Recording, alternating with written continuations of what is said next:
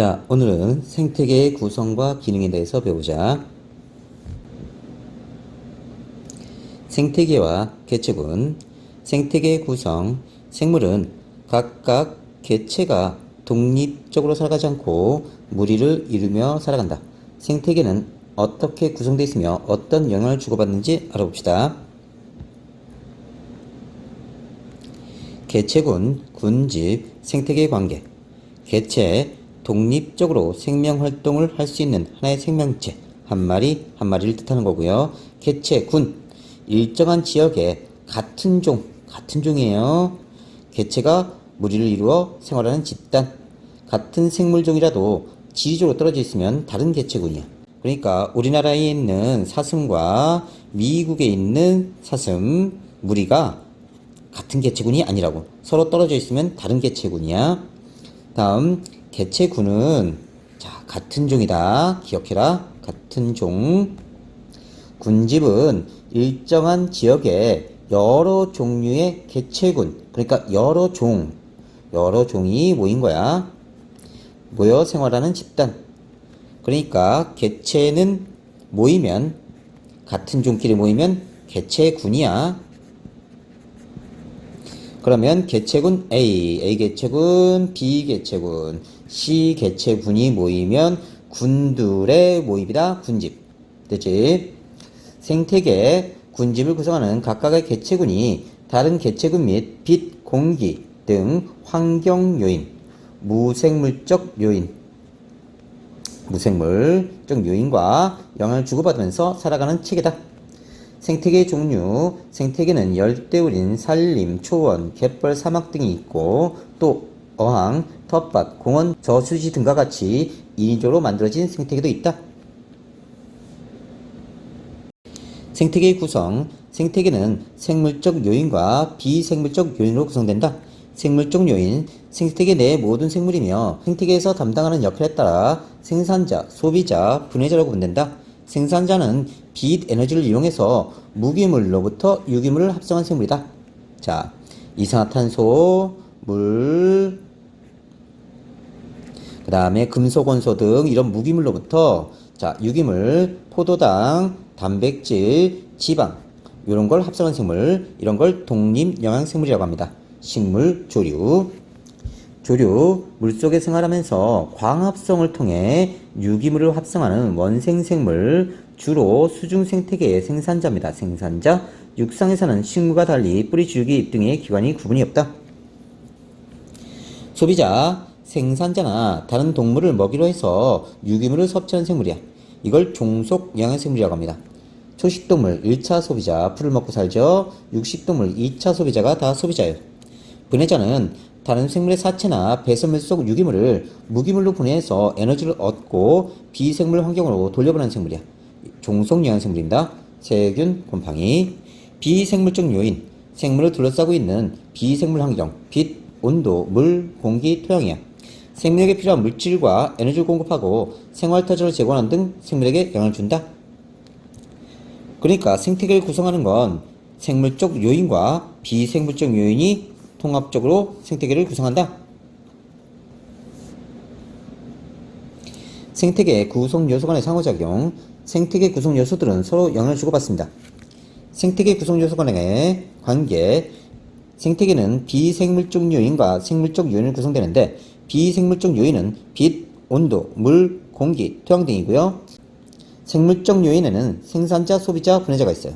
비생물이 생물적 요인에게 영향을 주면 작용. 생물적 요인이 비생물적 요인에 영향을 주는 건 반작용. 다음, 생물적 요인들이 서로 영향을 주고받는 건 상호작용이라고 한다. 작용. 비생물적 요인이 생물적 요인에 영향을 주는 거. 비옥한 토양에서 비생물, 식물이 잘 자란다. 생물. 빛의 세기에 따라 비생물적 요인. 식물의 잎의 두께가 다르다. 생물적 요인. 반작용. 생물이 비생물적 요인에 영향을 주는 거예요. 식물에 낙엽이 쌓이면 토양이 비옥해진다. 생물, 비생물.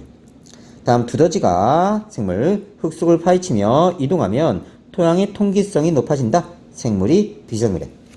상호작용. 반드시 상호작용은 생물과 생물이야. 생물적 요인이 서로 영향을 주고받는다. 토끼의 개체수가 증가하면 풀의 개체수가 감소한다.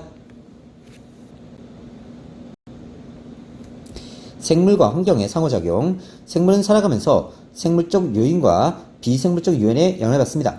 그럼 비생물적 요인인 빛, 온도, 물, 공기, 토양의 영향에 따라 어떻게 적응하는지 살펴봅시다.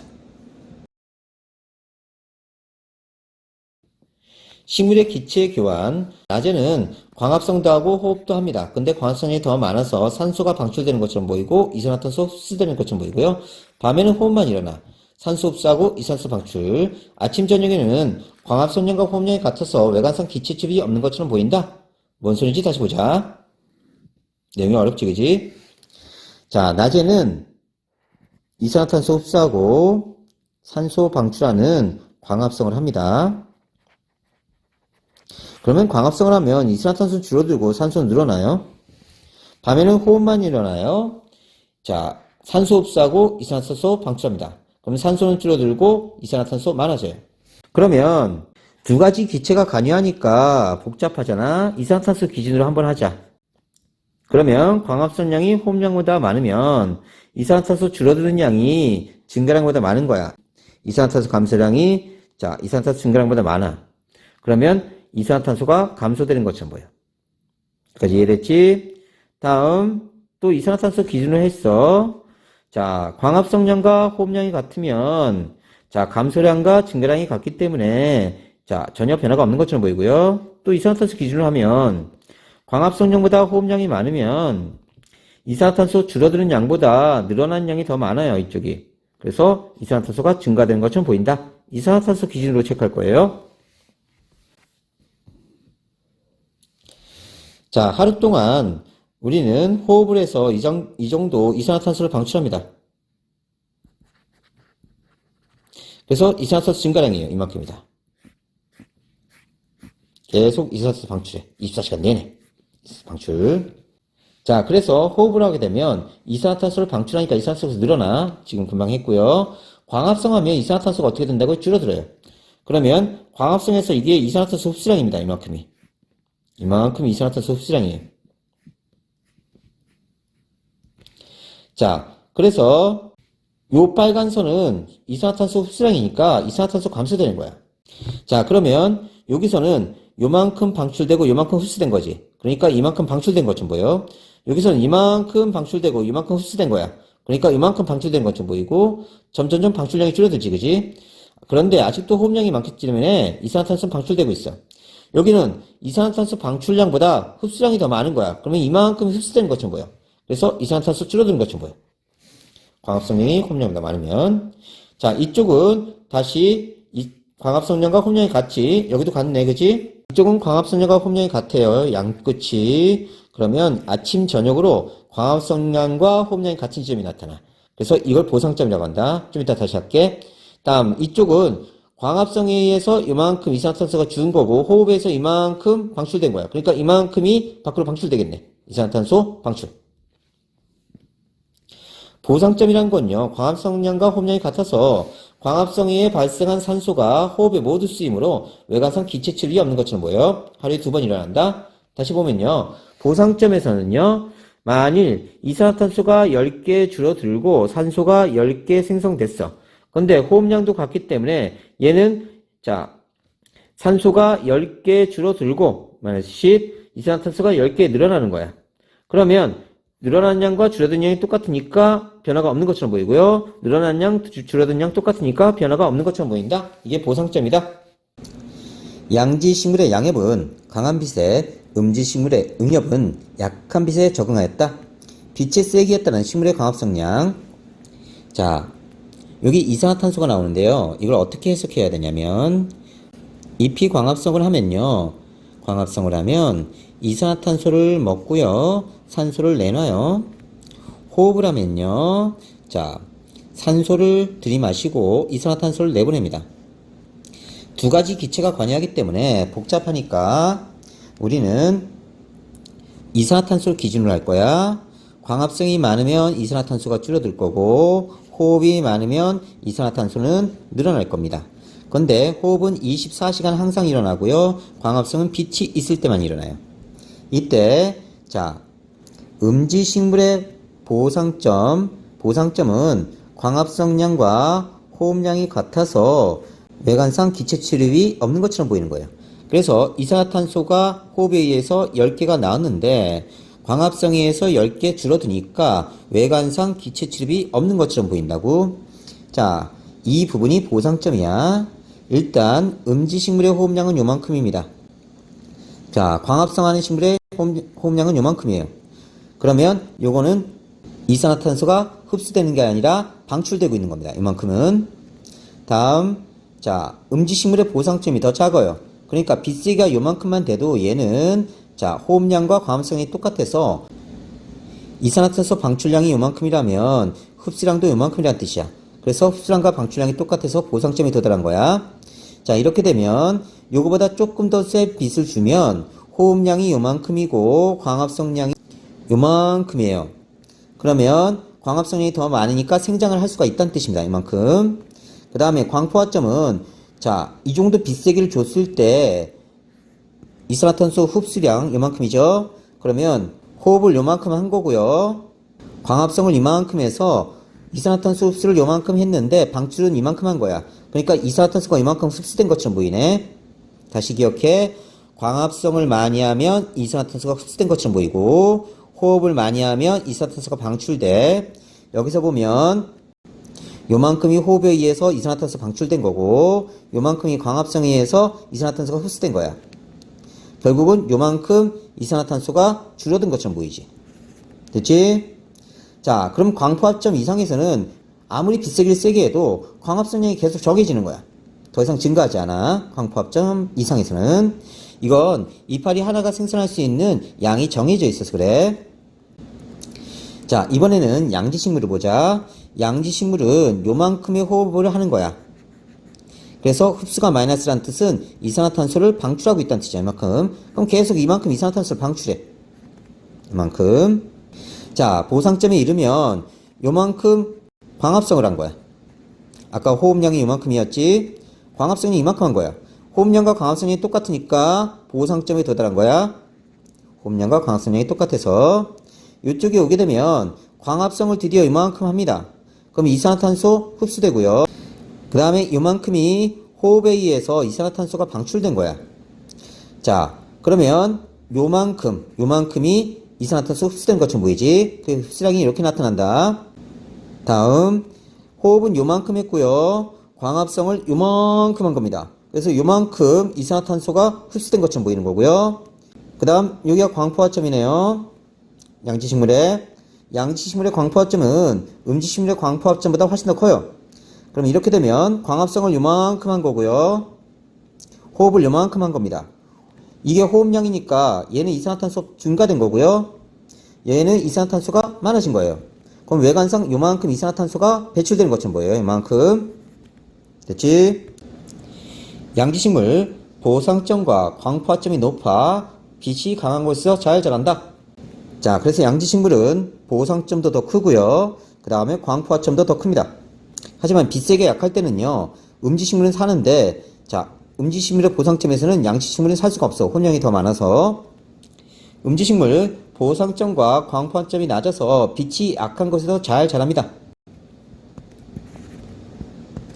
그러면 요 정도의 빛세기가 되면요, 음지식물은 자, 광합성량이 더 많아요.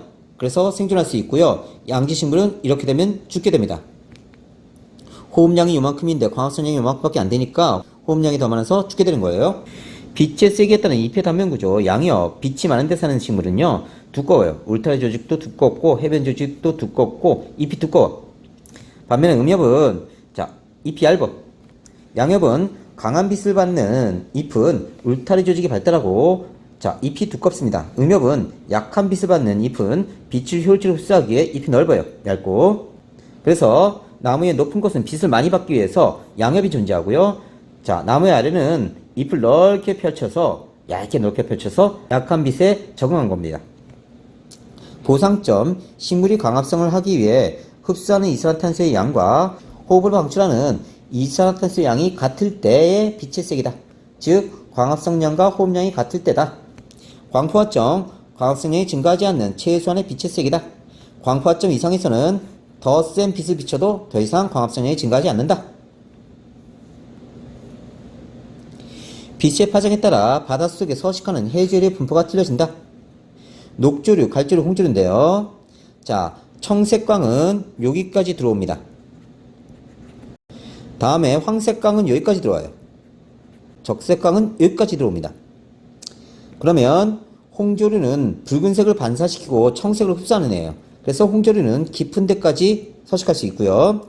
자, 갈조류는 황색광 이용합니다. 그래서 중간 정도. 녹조류는 녹색을 반사시키고 적색을 이용하는 애야. 그래서 적색빛을 이용하니까 얕은 곳에만 살 수 있습니다. 파장이 긴 적색광은 바다 얕은 곳까지만 투과한다. 바다 얕은 곳에는 광합성의 적색광을 주로 이용하는 녹조류가 많이 분포하고요. 파장이 짧은 청색광은요, 깊은 곳까지 들어갈 수 있어요. 바다 깊은 곳에는 광합성의 청색광을 주로 이용하는 홍조류가 많이 분포한다. 홍조류는 붉은색은 반사시키고 푸른색은 흡수하는 애야. 다시 녹조류는 녹색은 반사시키고 적색광을 흡수하는 애다. 일조 시간에 따라 식물의 개화 시기 또는 동물의 생식 시기가 달라진다. 광주기성이라고 하는데, 장일식물은 낮이 길 때 개화됩니다. 단일식물은 개화 안 되고요. 반면에 낮이 짧으면요, 장일식물은 개화 안 하는데 단일식물은 개화해. 자, 그런데 이 장일식물과 단일식물은 낮에 영향을 받는 게 아니라 밤에 영향을 받아요. 그래서 암기 지속 시간이 한개 암기보다 짧으면 장일식물은 개화하고 단일식물은 개화를 안 한다. 암기 지속 시간이 요만큼을 한개 암기라고 하자. 자, 그러면 한개 암기보다 암기 지속 시간이 길면 단일식물이 개화를 해. 한개 암기보다 암기 지속 시간이 짧으면 장일식물이 개화해. 그러니까 거꾸로 말하면 밤이 짧아져서 낮이 길어지면 장일식물이 개화를 하는 거고, 낮이 짧아져서 밤이 길어지면 단일식물이 개화를 하는 거야. 그런데 만일 이 암기 지속 시간이 이만큼 됐었는데 중간에 빛을 쫙 비춰서 끊어버렸어. 암기 지속 시간을. 그러면 단일식물 꽃이 안 핍니다. 장일식물이 개화해버려요. 장일식물이 개화합니다. 장일식물, 낮의 길이가 길어지고 밤의 길이가 짧아지는 봄과 초여름에 피는 식물, 보리, 붓꽃, 양배추, 시금치. 얘네들은 낮의 길이가 길어져야 돼. 밤대로 밤의 길이 짧아질 때 나타난다. 밤이 지배하는 거야. 단일식물은 낮의 길이가 짧아지고 밤의 길이가 길어지는 가을에 꽃 피는 생물, 국화, 나팔꽃, 독고마리, 코스모스. 그러니까 얘는 낮이 짧아진 거. 다르게 말하면 밤이 길어질 때 단일식물이 개화를 한다. 동식물의 생식시기, 일조 시간이 조류나 포유류의 성호르몬 분비량에 영향을 주기 때문에 그렇다. 꾀꼬리나 닭은 일조 시간이 길어지는 봄에 알을 낳고, 송어나 노루는 일조 시간이 짧아지는 가을에 번식한다. 온도, 개구리와 뱀은 겨울이 되어 온도가 낮아지면 겨울잠을 잡니다. 얘네는 변온동물이에요. 자, 그래서 체온이 낮아지면 물질 대사를 못해. 그러니까 가만히 있게 되는 거야. 멈추는 거야. 철새는 계절에 따라 적합한 온도의 장소로 이동한다. 추운 지방에 사는 포유류는 몸의 말단부가 작고 몸집이 커요. 몸의 부피에 대한 체표면적 비가 작아져서 열 방출량을 줄이고 체온을 유지하는 데 유리하다. 북극녀는 사막녀보다 귀가 작고 몸집이 크다. 자, 사막녀는 귀가 크죠. 말단부가 커. 열 발산 잘하도록 해주는 거야. 반면에 북극녀는 말단부가 작아. 열 발산 잘 안되게 하는 거지, 그지? 계절형, 계절에 따라 몸의 크기, 형태, 색이 달라진다. 호랑나비는 보명이 여름형보다 크기가 작고 색이 연하다. 온도지방에 주로 서식하는 화렵수는 잎이 평평하고 넓은 나무야. 이렇게 생긴 나무들. 온도가 낮아지면 단풍을 들고 잎을 떨어뜨려 낙엽을 떨어뜨려서 겨울에 이런 상태로 겨울을 납니다. 가을밀이나 가을보리는 싹이 튼 후 추운 겨울을 지나야 봄에 개화하고 결실을 맺을 수가 있어. 겨울의 낮은 온도가 꽃눈 형성을 유도하기 때문에 봄에 파종하면 생장만 하고 겨와 겨씨를 하지 않아. 따라서 가을에 씨를 뿌려두고 이듬해 수확해야 됩니다. 물, 곤충은 몸 표면이 키틴질로 되어 있고 사막에 사는 파충류는 몸 표면이 비늘로 덮여 있어요. 조류와 파충류의 알은 단단한 껍질로 쌓여 있어. 다 수분 증발 방지하기 위한 거고요. 건생식물, 뿌리가 잘 발달하거나 저수육이 발달하기도 한다. 선인장, 바오바브 나무, 중생식물, 뿌리, 줄기, 잎이 잘 발달되어 있어. 이런 식으로 이렇게. 대부분 육상식물이고요. 습생식물, 일반적으로 뿌리가 중생식물보다 덜 발달합니다. 갈대, 부들. 그래서 얘네들은 갈대나 부들은 뿌리가 조금 이렇게 나 있어. 물이 충분하니까. 수생식물은 뿌리가 잘 발달하지 않고 몸이 유연하고 통기적이게 발달하기도 한다. 연, 불애옥자, 물새미. 얘네들은 물이 너무 많으니까 그냥 뿌리가 조금. 공기가 희박한 고산지대에 사는 사람들은 평지에 사는 사람들에 비해 혈액 속 적혈구수가 많아서 산소를 효율적으로 운반합니다. 고산지대인 티베트에 사는 사람은 평지에 사는 사람보다 폐 표면적이 넓어요. 한 번에 더 많은 양의 산소를 받을 수 있습니다. 공기의 산소는 호흡에, 이산화탄소는 광합성에 이용되고 호흡과 광합성은 공기의 조성에 영향을 줍니다. 토양이 생물에 미치는 영향. 토양은 수많은 생물이 살아가는 서식지가 되고요. 토양의 무기염류, 공기, 수분 등은 생물의 생활에 영향을 줍니다. 생물이 토양에 미치는 영향. 지렁이, 두더지 등은 토양성을 파헤치며 이동해서 토양의 통기성을 높여주고요. 버섯과 세균은 토양 속 유기물을 무기물로 분해해서 비생물적 환경으로 돌려보냅니다. 개체군의 특성. 같은 종의 여러 개체가 모여 형성된 개체군. 다시, 개체군은 뭐다? 같은 종이다. 기억해놔. 개체가 홀로 살아갈 때와 다른 특성을 나타냅니다. 개체군은 어떤 특성을 나타내는지 봅시다. 개체군의 밀도, 일정한 공간에 서식하는 개체 수이며 개체군의 크기는 밀도로 나타낸다. 개체군의 밀도 D는요, 면적당 개체수 몇 마리인가? 이렇게 나타나요. 면적당 개체수. 개체군의 밀도 변화, 출생. 그러면 자, 개체군의 밀도가 증가하죠. 이입, 다른 쪽에서 들어온 겁니다. 개체들이 다른 곳에서 들어온 거예요. 그러면 밀도 증가하고요. 사망, 자, 그 다음에 이출, 다른 쪽 나간 거, 이러면 밀도가 감소됩니다. 그래서 개체군의 밀도를 증가시키는 요인은 출생과 이입, 개체군의 밀도를 감소시키는 요인은 사망과 이출. 개체군의 밀도는 이입과 이출보다 출생과 사망의 영향을 더 받는다. 자, 기억해놔. 출생과 사망의 영향을 더 많이 받는다. 개체군의 밀도에 영향을 주는 요인, 빛, 서식공간, 온도 등 비생물적 요인과 질병, 다른 생물의 기생, 포식 등 생물적 요인이 개체군의 밀도에 영향을 준다. 개체군의 생장 곡선, 개체군을 이루는 개체수의 증가하는 것. 자, 시간에 따른 개체군의 개체수 변화를 그래프로 나타내는 것이다. 이론상의 생장 곡선, 생시벌 때문에 제약을 받지 않으면 개체수가 계속 증가하면서 J자 모양이 됩니다.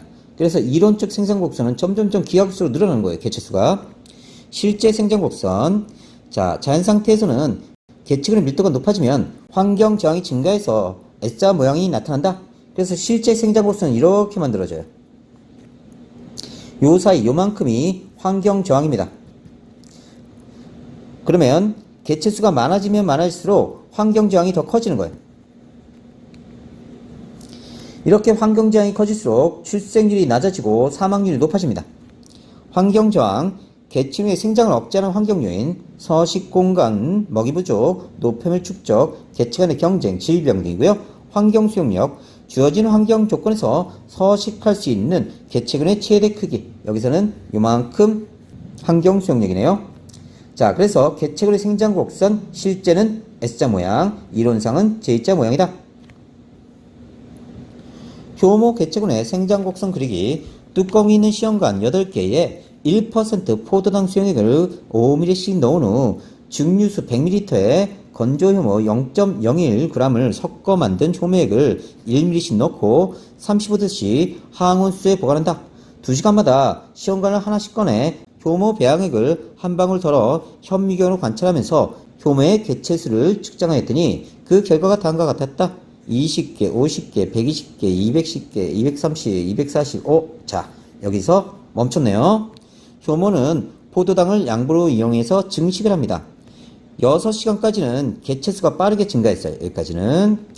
점차 느리게 증가하면서 어느 시점이 되면 개체수가 더 이상 증가하지 않습니다. 개체수 더 이상 증가하지 않죠.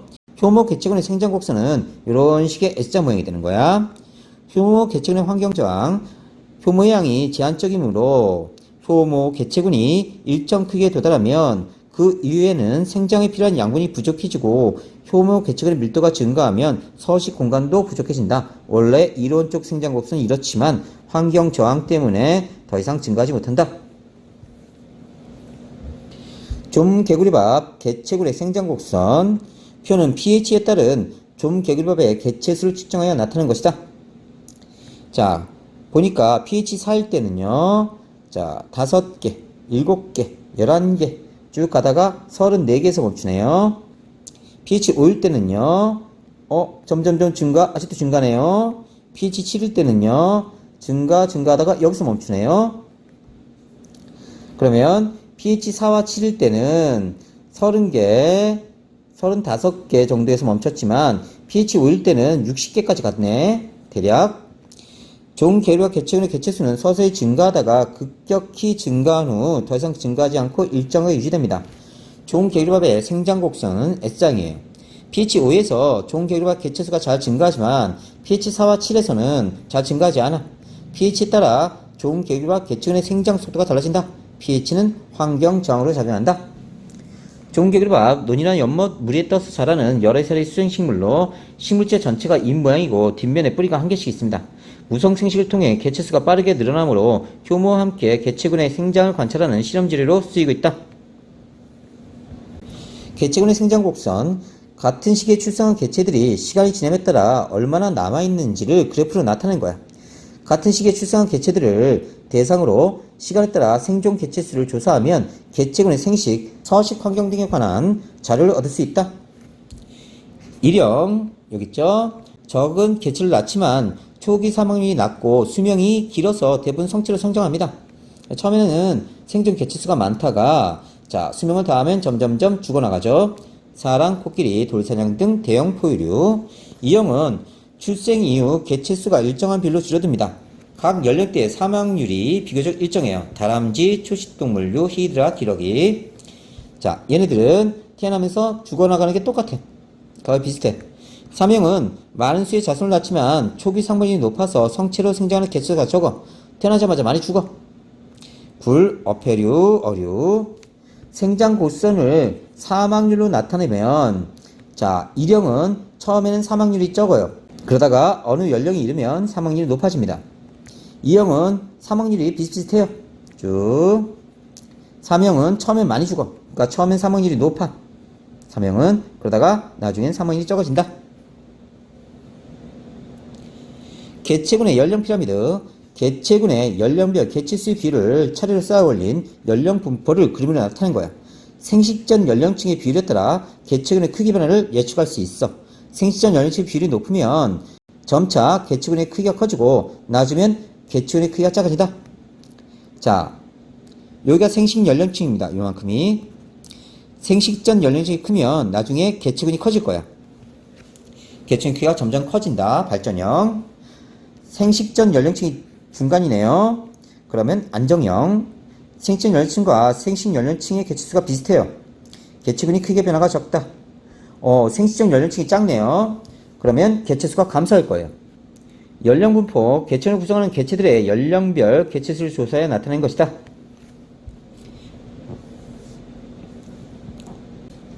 개체군의 주기적 변동. 개체군의 크기는 계절에 따른 환경 요인의 변화나 피식과 포식 관계 등에 따라 주기적으로 변동합니다. 계절에 따른 돌만 개체군의 주기적 변동, 계절에 따른 영양염료의 양, 빛의 세기, 소음과 같은 환경 요인의 영향으로 개체군의 크기가 1년 주기로 변동합니다. 돌말 개체군이 봄에 커졌다가 작아졌다가 다시 가을 초입에 이렇게 커졌다가 다시 작아집니다. 자, 봄에는요 영양염류가 충분한 상태예요. 영양이 충분한 상태고요. 빛의 세기가 강해집니다. 빛의 세기가 강해지고요. 자, 수온이 높아요. 수온이 높아지고요. 그러면 돌말 개체수가 크게 증가합니다. 크게 증가했네요. 돌말은요, 조류의 일종으로 대부분 단세포 생물이고요. 세포 분열을 번식합니다. 영양염류는 생물의 생장에 필요한 질소와 인 등의 물질이에요. 왜냐하면 핵을 만들어내려면 핵 안에 질소와 인이 반드시 필요합니다. 그래서 질소와 인이 많아지면 세포수가 증가할 수 있어요. 물속 영양염류의 양은 식물 플랑크톤의 번식에 영향을 줍니다.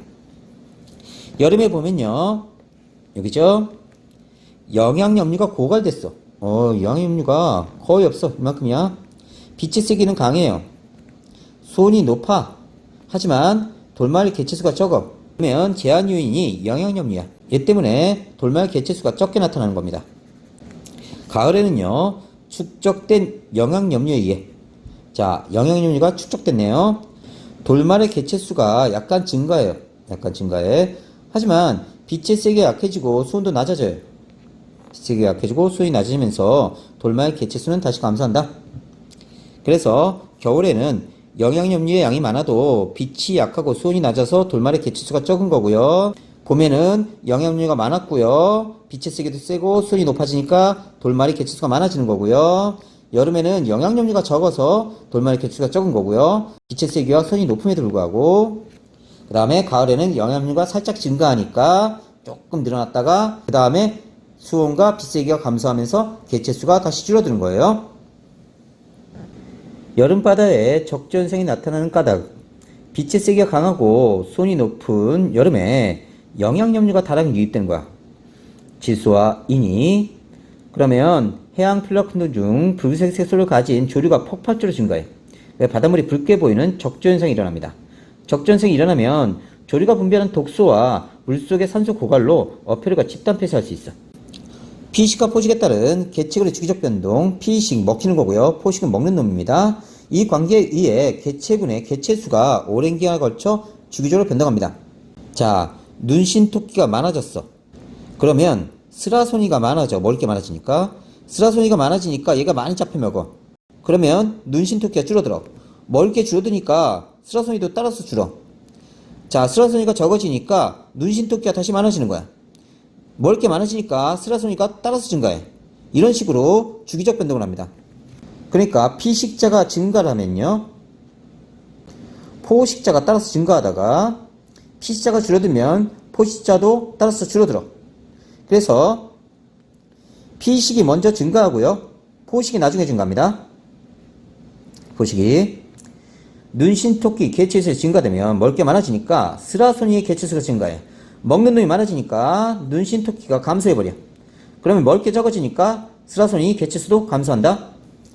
피식자인 눈신토끼의 개체수 증감에 따라 포식자인 스라소니 개체가 증가해. 포식자인 스라소니 개체수가 증감합니다. 눈신토끼와 스라소니 개체군의 크기 변동은 약 10년 주기로 반복돼요. 그래서 피식 먼저 늘어나고 포식 늘어나고 피식이 줄어들면 포식도 줄어든다. 기억해 놓으세요. 개체군 내의 상하작용이야. 그러니까 요 개체군. 자, 그러면 같은 종이지, 그지? 같은 종끼리 상호작용하는 거야. 그 다음에 이 개체군과 개체군의 상호작용. 그러니까 다른 개체군이지. 개체군 A종과 B종이 상호작용하는 게 두 가지가 있어. 일단 개체군 내 상호작용이네. 텃세. 일정한 서식 공간을 차지하고 다른 개체군의 침입을 막아. 개체를 분산시켜서 개체군의 밀도를 조절하고 불필요한 경쟁이나 싸움을 방지할 수 있어. 얼룩말, 까치, 백로, 은어, 물개. 은어의 텃세. 은어는 수심이 얕은 곳에서 개체군을 형성하는데 각각 서식하는 범위가 정해져 있어. 이렇게 확보된 서식 공간을 세력권이라고 한다. 자, 은어의 세력권, 은어의 세력권, 은어의 세력권. 서식 범위가 정해져 있으므로 서식 공간과 먹이를 두고 불필요한 경쟁을 피할 수 있고 특정 지역에서 은어의 개체수가 지나치게 많아지는 것을 방지할 수 있어. 순위제, 힘의 서열에 따라 순위를 정해서 먹이나 배우자를 차지한다. 개체군 내의 질서가 유지되고 불필요한 경쟁을 줄일 수가 있어. 닭끼리 순위를 정하고 1등, 2등, 3등, 4등. 양끼리 순위를 정하는 거야. 1등, 2등, 3등, 4등. 닭은 싸움을 통해 순위를 결정하고 순위에 따라 모이를 먹고요. 큰 뿔량의 숫양은 뿔의 크기와 뿔치기 순서로 순위를 정합니다. 1번 순위는 힘의 세기로 순위를 정하고 순위에 따라 안것을 차지한다. 리더제, 한 개체가 리더가 되어 개체군의 행동을 지휘해요. 이동 방향을 결정하거나 천적으로부터 도망치도록 하는 등 개체군의 행동을 지휘해서 질서를 유지합니다. 그러니까 기러기끼리 한 명이 리더고 나머지는 순위가 없어. 그러니까 순위제는 1등, 2등, 3등, 4등 순서를 정하는 거고요. 리더제는 자, 리더만 하나 정하고 나머지 순위가 없어. 똑같아. 그냥 따라오는 거야. 기러기, 양, 코끼리는 집단으로 이동할 때 한 개체가 전체 무리를 이끌면서 이동하고요. 우두머리 늑대가 늑대 무리의 사냥 시기와 사냥감을 결정한다. 순위제와 리더제는 착각하면 안 돼. 리더만 있는 거고 리더제는 나머지는 순위 똑같고 순위제는 다 순위가 정해져 있어. 사회생활, 각각의 개체들이 역할을 분담하고 이들이 협력으로 전체 개체군이 유지됩니다. 맡은 역할만 수행하도록 분화되어 개체군을 벗어나면 독자적으로 생존하기 어려워요. 여왕개미는 생식을 담당하고 병정개미는 방어, 일개미는 먹이 획득, 여왕벌은 조직을 통솔하고 산란, 숫벌은 생식, 일벌은 꿀의 채취와 벌집 관리 등을 담당한다. 가족생활, 혈연관계 개체들이 무리지어 생활한다. 먹이를 공동으로 사냥하고 새끼를 함께 돌볼 수 있어 개체군을 유지하는 데 도움이 된다. 혈연적으로 가까운 암사자들과 숫사자가 무리를 지어 생활하며 암사자는 주로 먹이 사냥, 숫사자는 다른 무리의 사자로부터 무리를 보호합니다. 이외에 호랑이, 코끼리, 제비 등은 가족생활을 한다. 자, 그래서 같은 종에서 일어나는 상호작용은 텃세, 순위제, 리더제, 사회생활, 가족생활이다. 자, 그 다음에 다른 종과의 상호작용이 있어요. 이건 뒤에서 배웁니다. 자, 그래서 외울 때는 터순 리사가 이렇게 외워. 터순 리사가 같은 종일 때